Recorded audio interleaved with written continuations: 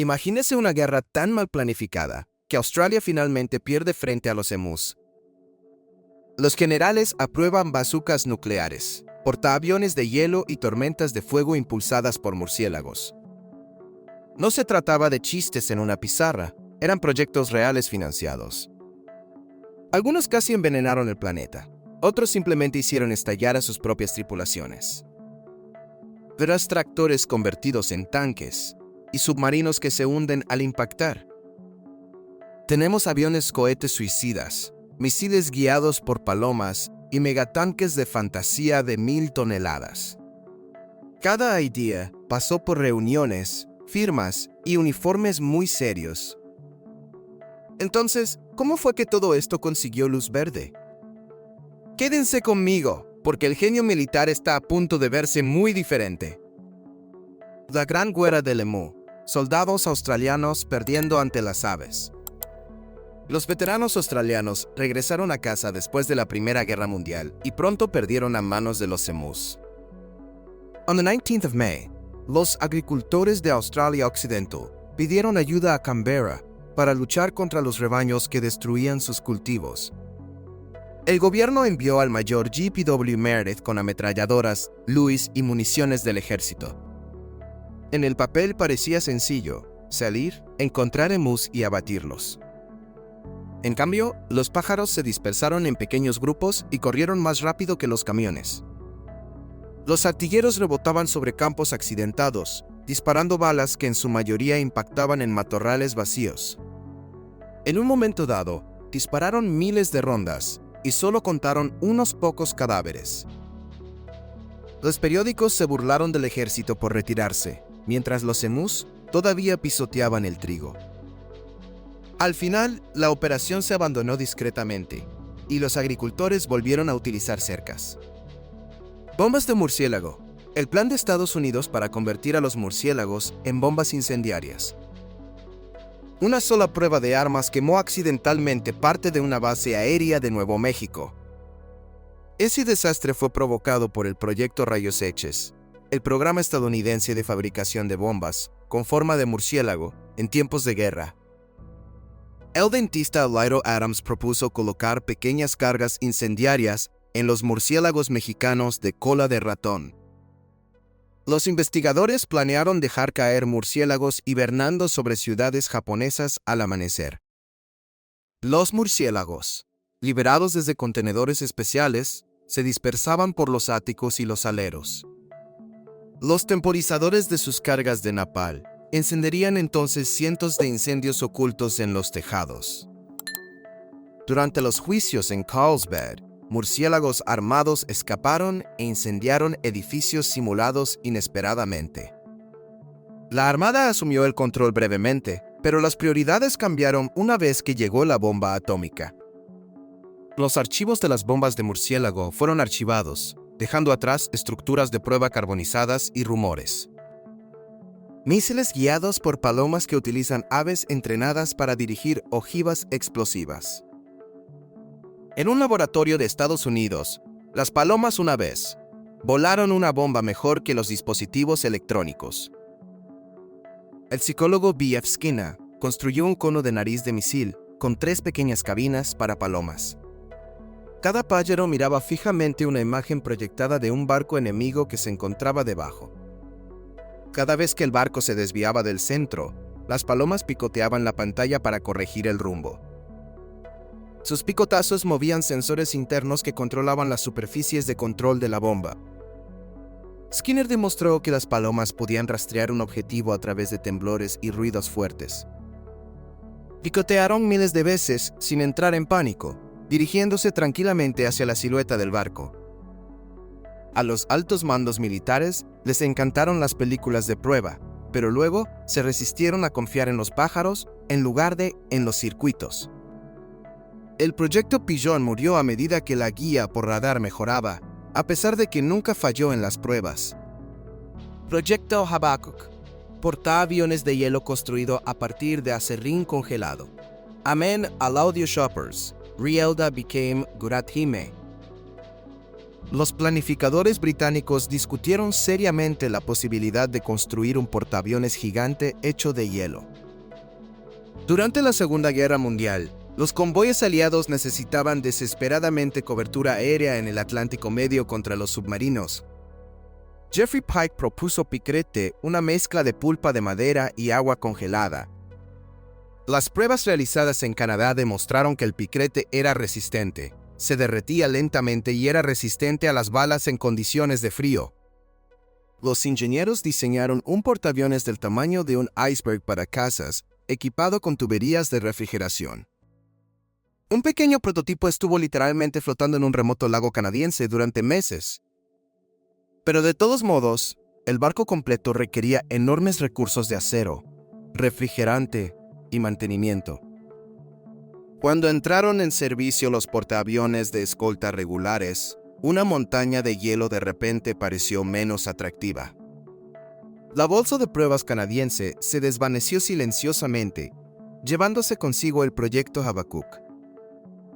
En algunas mesas de dibujo, la Alemania nazi literalmente intentó convertir el sol en un arma.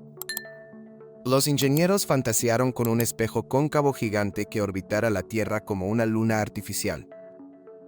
El cañón solar como la luz solar en un rayo devastador sobre las ciudades enemigas. Los bocetos conceptuales mostraban a una tripulación de la estación espacial dirigiendo el espejo hacia los objetivos. En la práctica, se necesitaron materiales imposibles, cohetes enormes y décadas de desarrollo. Incluso los científicos nazis admitieron que era más ciencia ficción que un arma utilizable. Aun así, a la propaganda le encantaba insinuar una futura tecnología de venganza que estaría fuera del alcance de los aliados. Los servicios de inteligencia aliados encontraron más tarde los archivos y los archivaron bajo el título de Sueños Salvajes. El sol salía y se ponía a tiempo, sin derretir nunca a Londres desde su órbita. Perros antitanques soviéticos que corrieron debajo de los tanques equivocados. En el frente oriental, algunas unidades soviéticas vieron explotar sus propios tanques. Las explosiones fueron realizadas por perros antitanque entrenados por los soviéticos, cada uno de los cuales llevaba una carga montada en su vientre. Los adiestradores habían enseñado a los perros hambrientos a encontrar comida debajo de los ruidosos vehículos blindados. Durante el entrenamiento, esos vehículos eran tanques diésel soviéticos, seguros y estacionarios. En combate, el ruido, los disparos y los blindados alemanes con olor a gasolina confundían gravemente a los animales. Algunos perros se negaron a acercarse. Otros huyeron en pánico hacia trincheras amigables. Circularon informes de que varios corrieron hacia los motores soviéticos familiares en lugar de los alemanes. Los comandantes del Ejército Rojo finalmente redujeron el programa después de grandes pérdidas y caos. La idea siguió siendo infame. Los perros leales se convirtieron en minas guiadas, poco fiables y trágicas. Bazooka nuclear de Davy Crockett, con tripulación dentro del radio de explosión. En la Guerra Fría, las tropas estadounidenses se entrenaron para disparar armas nucleares desde trípodes. El sistema Davy Crockett era un cañón sin retroceso que lanzaba una pequeña ojiva nuclear. Los escuadrones de infantería en Europa practicaron su despliegue desde jeeps y monturas terrestres simples. En el papel, ofrecía a los comandantes del campo de batalla un elemento disuasorio portátil contra los blindados soviéticos. En realidad, su alcance efectivo apenas mantuvo a las tripulaciones fuera de dosis de radiación letales. Los disparos de prueba mostraron problemas de explosión, lluvia radiactiva y precisión, todo a la vez. Los soldados bromeaban con inquietud sobre la posibilidad de manejar un arma que pudiera matar a su equipo. A medida que los sistemas de misiles mejoraron, el Davy Crockett desapareció silenciosamente del arsenal. Sus fotografías ahora parecen una comedia negra, una bomba nuclear sobre un trípode glorificado. El misil estatorreactor nuclear del proyecto Plutón deja residuos radiactivos donde quiera que vuela. Los ingenieros estadounidenses diseñaron una vez un misil de crucero que envenenaba todo lo que se encontraba a su paso. El proyecto Plutón tenía como objetivo construir un estatorreactor de propulsión nuclear apodado palanca voladora. Un reactor dentro del misil sobrecalentaría el aire entrante para lograr un empuje casi infinito. Se suponía que volaría a baja altura sobre la Unión Soviética y arrojaría bombas de hidrógeno. Incluso sin ojivas, el escape del reactor sin blindaje expulsó partículas radiactivas intensas. Los reactores de prueba en Nevada demostraron la física, pero aterrorizaron a los funcionarios ambientales y de seguridad. Nadie pudo responder dónde un misil de ese tipo podría realizar una prueba de vuelo de forma segura en tiempos de paz. Los estrategas finalmente prefirieron misiles balísticos intercontinentales más limpios y simples. El hardware del proyecto Plutón fue desmantelado, quedando solo fotografías y notas de diseño alarmantes. Los globos incendiarios de Japón esperan que los vientos de las corrientes en chorro quemen a Estados Unidos. Un arma de la Segunda Guerra Mundial literalmente confiaba en el viento para apuntar. Japón lanzó miles de globos de hidrógeno, llamados Fugō, hacia América del Norte. Cada globo transportaba bombas incendiarias y antipersonal colgadas debajo de sobres de papel. Cabalgaron sobre la corriente en chorro de gran altitud descubierta por los meteorólogos japoneses antes de la guerra. Un pequeño número llegó a Estados Unidos, Canadá e incluso México. La mayoría explotó sin causar daño en bosques o montañas remotas, a menudo sin que nadie se diera cuenta. Trágicamente, un globo mató a la esposa y a los hijos de un pastor en Oregón. Los censores estadounidenses suprimieron las noticias para evitar ayudar a Japón a medir el éxito de la campaña. El programa terminó silenciosamente, habiendo provocado muchos más incendios en los bosques japoneses. Línea marino-francesa que paraba convenientemente en la frontera belga. Francia entró en la Segunda Guerra Mundial tras lo que parecía un muro de hormigón inexpugnable. La línea Maginot estaba repleta de búnkeres subterráneos, casamatas de artillería y torretas blindadas. Los ingenieros lo construyeron a lo largo de la frontera alemana, asumiendo que Bélgica seguiría siendo amistosa. Cuando Alemania invadió Bélgica en 1940, las columnas Panzer simplemente arrasaron Bélgica. Los comandantes franceses contaban con fuerzas móviles, pero su despliegue y sincronización estaban muy retrasados. Las unidades alemanas utilizaron el bosque de las Ardenas, considerado prueba de tanques, como su carretera principal.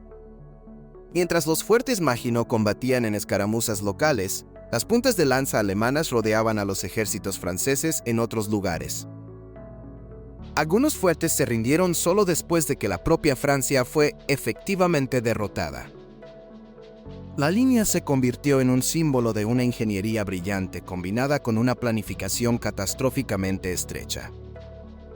Carga de la brigada ligera directamente contra los cañones rusos. Los soldados de caballería británicos avanzaron directamente por un valle bordeado de cañones. En 1854, durante la Guerra de Crimea, llegaron órdenes mal comunicadas a Lord Cardigan. Condujo la brigada ligera hacia posiciones rusas cerca de Balaclava a plena luz del día. La artillería a ambos lados del valle lanzó fuego contra los jinetes que avanzaban. Las sobrevivientes describieron más tarde cómo los proyectiles atravesaban las líneas de silla de montar y vaciaban filas enteras. La brigada llegó hasta los cañones rusos y acribillaron a los artilleros en un brutal combate cuerpo a cuerpo. Sin apoyo y con crecientes bajas, tuvieron que retirarse en medio del fuego. Los testigos del mando aliado observaban con horror desde las laderas cercanas. El episodio quedó como un ejemplo clásico de coraje, desperdiciado por un liderazgo confuso. Desembarcos de Galípoli envió de tropas a acantilados con vistas a playas estrechas. En Galípoli, las tropas aliadas descendieron de sus barcos hacia campos de batalla casi perfectamente diseñados. En 1964, fuerzas británicas, australianas y neozelandesas intentaron apoderarse de los Dardanelos. Muchos desembarcaron en calas rodeadas de acantilados escarpados y crestas ocupadas por los turcos. Los defensores otomanos bajo el mando de Mustafa Kemal vieron cómo las estrechas playas concentraban a los atacantes en pequeños grupos. Ametralladoras y rifles disparaban desde arriba mientras los soldados se abrían paso entre las olas. Las unidades se enredaron, aterrizaron en lugares equivocados y tuvieron dificultades para subir pendientes sueltas. El calor, las enfermedades y los problemas de abastecimiento convirtieron la península en un punto muerto que duró meses. Los repetidos asaltos no lograron atravesar las crestas que dominan la costa. Finalmente, los aliados se marcharon, dejando cementerios y una amarga lección de planificación anfibia. La carga de Pickett marchando a través de campos abiertos, bajo el fuego de la artillería de la Unión. Al tercer día en Gettysburg, la infantería confederada marchó hacia una tormenta provocada por el hombre. El general Robert E. Lee ordenó un asalto contra el centro de la Unión en Cemetery Ridge. La división de George Pickett avanzó a través de casi una milla de tierras agrícolas abiertas de Pensilvania. La artillería de la Unión en la cresta y las colinas circundantes tenía una vista sin obstáculos. Los proyectiles atravesaron las filas grises mucho antes de que alcanzaran las líneas de fusileros federales. Los sobrevivientes atravesaron las vallas, se reagruparon y atravesaron brevemente las defensas de piedra. Por momentos, se produjeron combates cuerpo a cuerpo en torno a un lugar más tarde llamado High Water Mark, marca de agua alta. Los refuerzos de la Unión contraatacaron, obligando a los confederados, mermados, a retroceder nuevamente. La división de Pickett regresó destrozada, y la apuesta de Lee por el norte prácticamente terminó allí. Operación Market Garden, apostarlo todo a una autopista congestionada.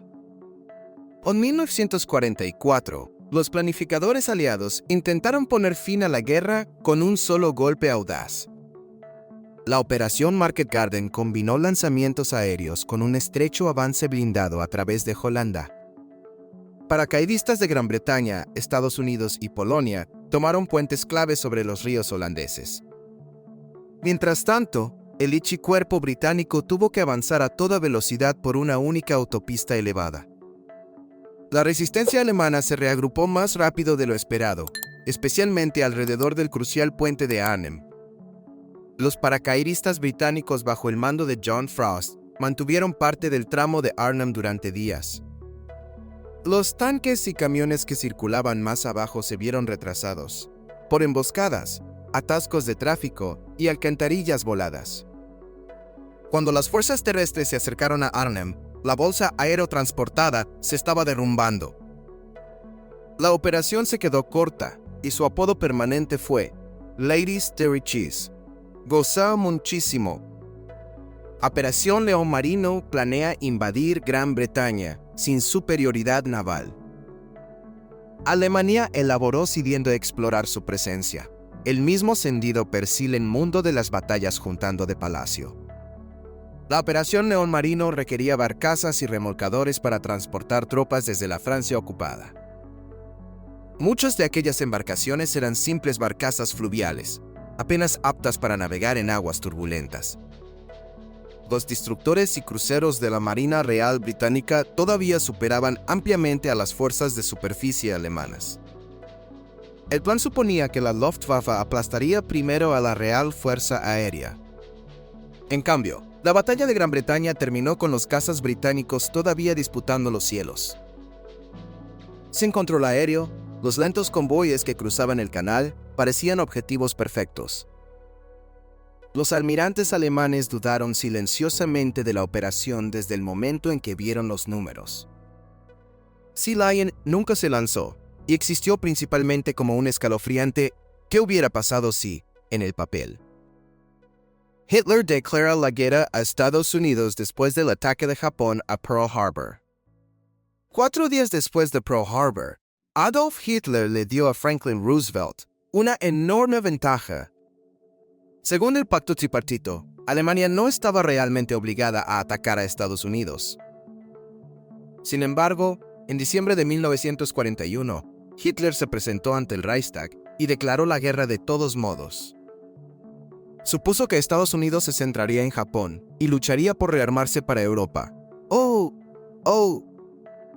En lugar de ello, las fábricas estadounidenses pasaron rápidamente a producir en plena guerra para múltiples frentes.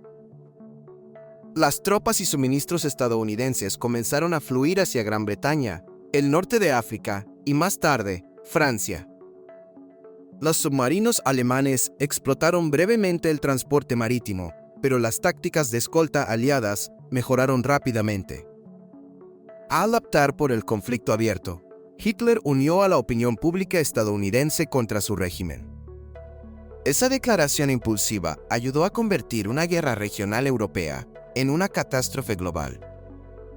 La invasión de Bahía de Cochinos envía exiliados con escaso apoyo contra Castro. En 1961, los exiliados cubanos llegaron a la playa esperando un levantamiento que nunca llegó. La invasión de Bahía de Cochinos, apoyada por la CIA, desembarcó en una remota bahía del sur de Cuba. Los planificadores imaginaron que la población local se movilizaría y que tal vez el poder aéreo estadounidense brindaría ayuda discreta. En cambio, las fuerzas de Fidel Castro reaccionaron rápidamente, sellando carreteras y organizando defensas. La aviación cubana ametralló a los barcos invasores, hundiendo o dañando varios buques de suministro.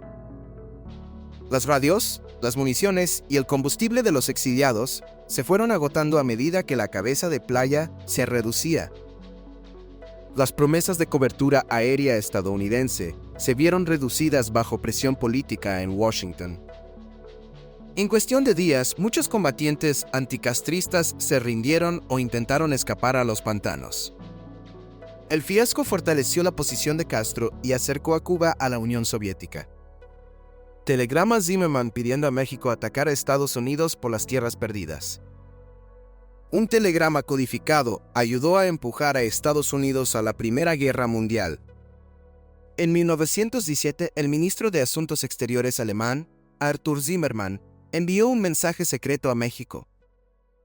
Propuso una alianza si Estados Unidos entraba en la guerra contra Alemania. A cambio, México supuestamente recuperaría Texas, Nuevo México y Arizona. La inteligencia británica interceptó y descifró el mensaje utilizando libros de códigos alemanes capturados. Se lo revelaron cuidadosamente a Washington sin exponer exactamente cómo lo obtuvieron. Cuando los periódicos estadounidenses imprimieron el texto traducido, la indignación pública aumentó casi inmediatamente. Zimmermann luego admitió públicamente la autenticidad del telegrama, eliminando cualquier duda sobre la autoría.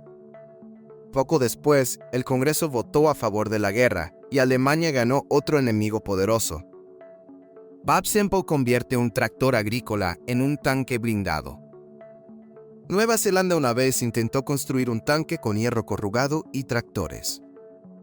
Por temor a una invasión japonesa, el ministro de Obras Públicas, Bob Semple, defendió un diseño local. Los trabajadores atornillaron un blindaje improvisado al chasis de un tractor Caterpillar. El resultado fue un vehículo alto, tambaleante y dolorosamente lento sobre un terreno accidentado. Su acero corrugado ofrecía poca protección real contra las armas antitanque modernas. En el interior, la tripulación se apretujaba entre engranajes expuestos, piezas calientes del motor y montajes de armas incómodos. Las fotografías muestran el vehículo elevándose sobre los soldados como un cobertizo sobre vías. Según se informa, a las tropas no les gustaba el ruido, la inestabilidad y los terribles arcos de disparo. Solo se construyeron unos pocos prototipos, que luego fueron desechados silenciosamente cuando llegaron los tanques reales. Tanque del zar, máquina de guerra triciclo gigante que se atascó inmediatamente. El tanque zar de Rusia parecía más una atracción de feria que un vehículo de batalla. Diseñado durante la Primera Guerra Mundial, rodaba sobre dos enormes ruedas delanteras. Cada rueda era más alta que muchos edificios, empequeñeciendo el pequeño rodillo trasero. Los ingenieros creían que las ruedas altas podrían atravesar trincheras y alambres de púas. Durante las pruebas cerca de Moscú, la rueda trasera se hundió en terreno blando casi inmediatamente. A pesar de los potentes motores Maybach de los Zeppelines capturados, las ruedas delanteras giraban inútilmente. Los intentos de remolcar o liberar la máquina fracasaron porque se hundió más y más en el barro. Los funcionarios declararon que era demasiado vulnerable y poco práctico en comparación con los diseños de orugas emergentes.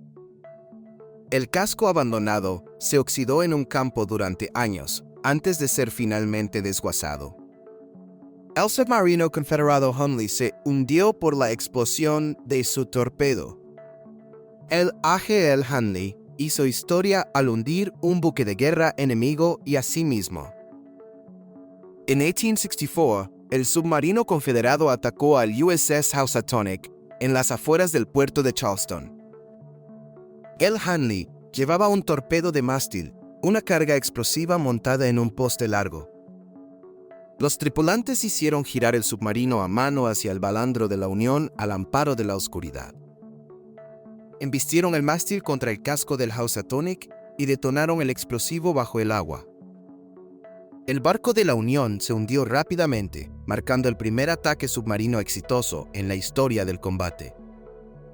Pero la onda expansiva de la explosión probablemente también paralizó al cercano Hunley y a su tripulación.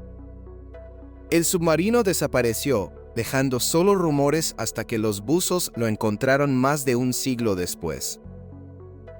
Los restos recuperados sugieren que la tripulación confinada probablemente murió instantáneamente debido al shock por presión. Ataques en oleadas humanas durante la Primera Guerra Mundial contra nidos de ametralladoras atrincherados. En el frente occidental, batallones enteros se encontraron con cinturones de disparos superpuestos. Al comienzo de la Primera Guerra Mundial, los generales todavía confiaban en la infantería en masa para romper las defensas. Los bombardeos de artillería bombardeaban las trincheras, y luego los silbatos enviaban a los hombres a la cima. Avanzaron hombro con hombro por campos fangosos, cargados con mochilas y rifles. Los ametralladores alemanes y aliados, atrincherados en búnkeres de hormigón, esperaban detrás del alambre de púas. Cuando cesaron los bombardeos, los defensores simplemente emergieron y barrieron la tierra de nadie con fuego. En batallas como la del Somme y la de Passchendaele, los avances se medían en yardas, no en millas. Las listas de bajas ascendieron a decenas de miles por ganancias territoriales mínimas. Nuevas tácticas y tecnologías eventualmente reemplazaron esas oleadas humanas, pero dolorosamente tarde. Cargas de caballería ordenadas contra tanques soviéticos en Izbusensky en 1942. En 1942, los soldados de caballería italianos en el frente oriental cargaron contra las fuerzas soviéticas con sables. El regimiento Savoia Caballería encontró infantería soviética atrincherada cerca de Izbusensky, en Rusia. Los comandantes ordenaron un ataque montado a través de la estepa abierta bajo fuego de ametralladoras de apoyo. Los jinetes galopaban a través de las trincheras, lanzando granadas y cortando con espadas a los defensores. Las unidades soviéticas incluían armas antitanque y vehículos blindados en las cercanías del frente más amplio. Si bien esta carga en particular logró éxito local, parecía anacrónica al lado de los T-34. Fotografías posteriores mostraron oficiales italianos con cascos emplumados con un fondo de campos soviéticos. El episodio se convirtió en una de las últimas cargas de caballería notables en la guerra moderna. También destacó la lentitud con la que algunas doctrinas se adaptaron a las realidades mecanizadas y de armas combinadas. Los brillantes uniformes de desfile aún se usan en los campos de batalla de pólvora sin humo. Antes de la Primera Guerra Mundial, muchos soldados marchaban a la batalla vestidos como objetivos en movimiento.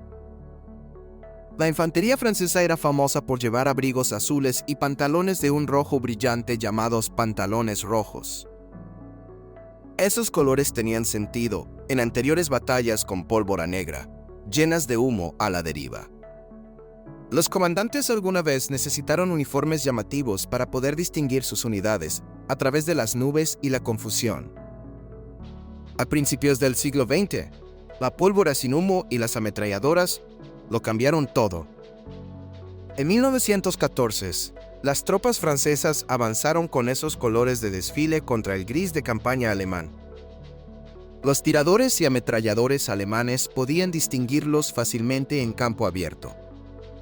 Las fuertes bajas en los primeros meses de la guerra finalmente obligaron a Francia a adoptar el azul horizonte. El cambio de color simbolizó una constatación largamente esperada. La visibilidad ahora significaba vulnerabilidad.